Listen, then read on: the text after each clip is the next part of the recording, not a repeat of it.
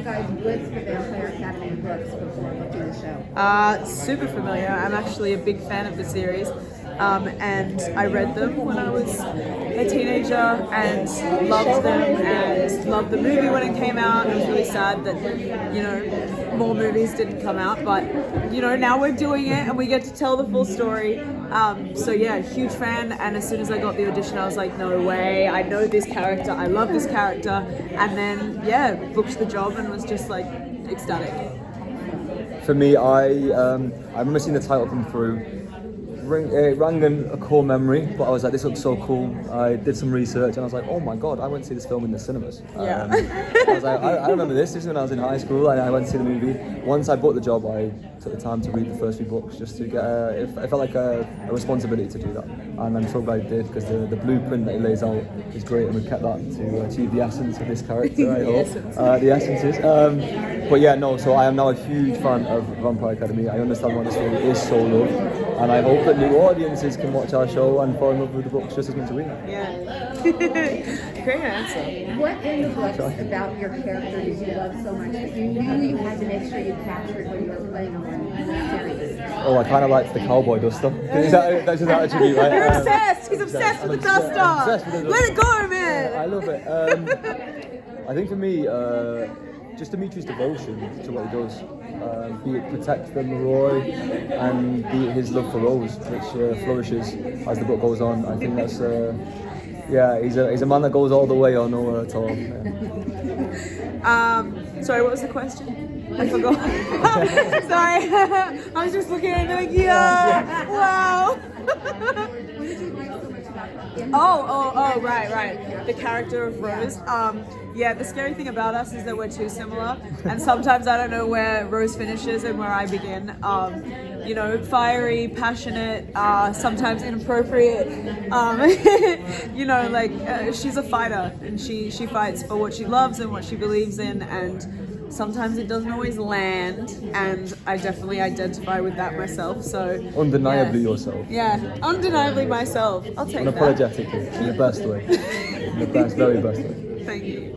Can you tell us about Rose's history with Lissa? So Rose and Lissa, basically they've been best friends since they were very, very small children, and Rose never really had a family that was around. Being a Dhampir and training to be a guardian, her parents are Dhampirs, or her mother is a Dhampir as well. So she is a guardian, acting guardian, and she's off, you know, doing her duty, protecting her Moroi. So Rose never really had a mother around, and her father, who even knows where he is at any given point. So Lissa's family became Rose's family. They really like adopted her. They took her in, and Lissa was, you know, not just her best friend, but her sister and the closest person that she had, and her safety net, really. So that's where we meet the girls in the story. We meet them and they already had this amazing, beautiful love between them and this beautiful bond. And over the series that just gets stronger and stronger, and you see the girls develop, and they find a lot of strength in their relationship. Apart and together, I think they're very strong women in their own ways. Can you talk about Rose's powers, and Dimitri, does he have powers as well? Powers? What are your powers? Sharing daringness, that's what it is. Okay, Mr. Darcy. Well, they're obviously I say blessed. Part of their curse is their physical attributes, their strength, their speed, all the cool stuff of a vampire, minus the fangs. I couldn't kind of like I the really fangs. wanted the fangs, but that's fine, whatever. So a lot of their potential lies in their fighting abilities, hence their job and their commitment to defending the Morois. That's why we make such good protectors and guardians, because we have the heightened senses and you know, the strength and agility, and those are all the things you need to be a warrior, basically. I think Dimitri, as the series goes on, finds that Rose will have different kind of superpowers that are quite human, which he falls in love with in a different way. Yeah. Dimitri can be, I don't want to say unhuman, but you know, it's very stoic, isn't he? Stoic, exactly, and he really finds his humanity, and I think Rose is a big part of that for him. And for me. Yeah. Be a person, Kieron. There we go. Shut up, Kieron. Vampires are like really popular all the time. I was Oh, wondering, yeah. what was it about this series that you thought made it special and stand out from other vampires? Well, we have this completely. There's its own world in its own right. Yeah, exactly. Like Rachelle Mead in the books creates this amazing world that's so different to most vampire stuff. Because there are different kinds of vampires, you know. There are like and they're ancient races, and this ancient race of sort of good vampires, and they're proper, and they live in a structured society, and they're called Moroi, and some of them are royal, some of them are not, and then there's a class divide even within that kind of faction.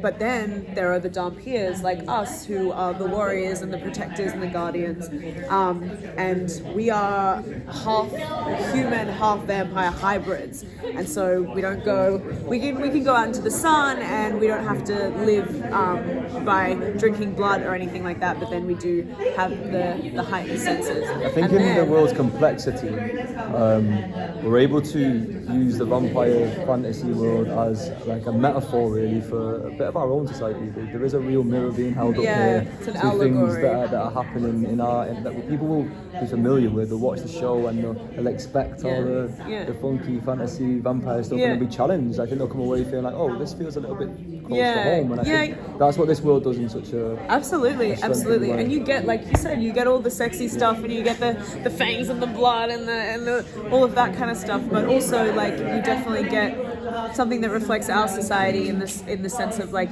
you know, a class structure and revolutionary kind of ideas and things being disrupted in a way that's like makes you question, is this society fair the way even we your run own it? beliefs, I guess. Yeah.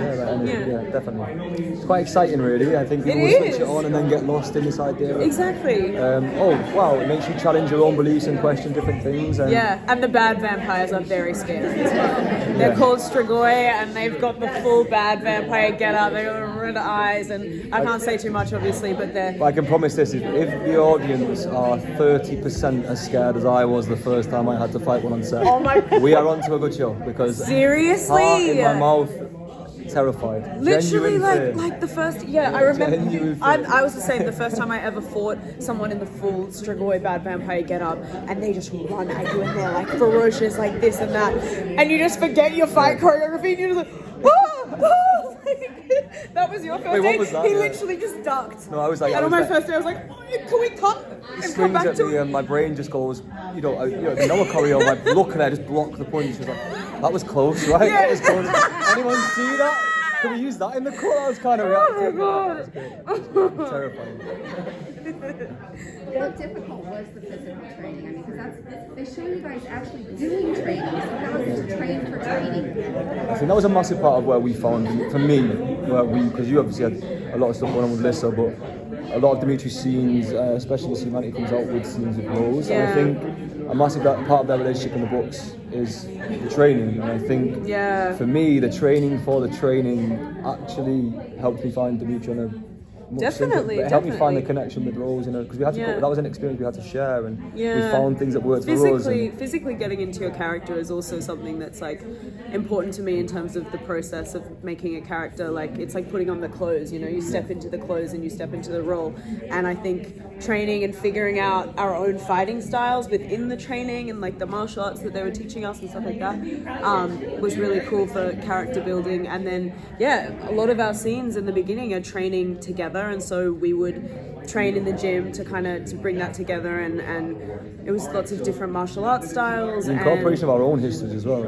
Exactly. Sisi's been in films that are quite action-packed, and she's obviously comes from a dance background, and I'm from a boxing background, so we introduce these to each of our characters. Different strengths, and then I think that's what's so beautiful about our fight style specifically, is that yes, it's a whole, and you can see that it's very similar when everyone fights, but each individual's personality comes through their fighting style. Different characters, the way they fight is very, very interesting to watch. And then Rose and Dimitri then complement each other on a whole new level with that. So it's like, You find a flow. find a flow. And sweet.